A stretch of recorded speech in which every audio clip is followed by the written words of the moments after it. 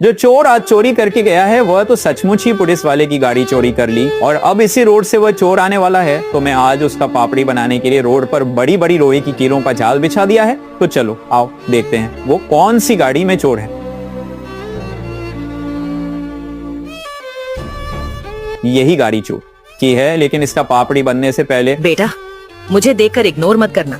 इस बार जो भी एग्जाम में पास होना चाहता है मैं पास कर दूंगी, मगर मेरा भी एक काम करना होगा। तुम्हें इस वीडियो को एक लाइक और चैनल को सब्सक्राइब करना होगा और 5 सच्चे मित्र को शेयर करना होगा। और मेरे बेटे जाते जाते कमेंट में सरस्वती माँ लिख दो।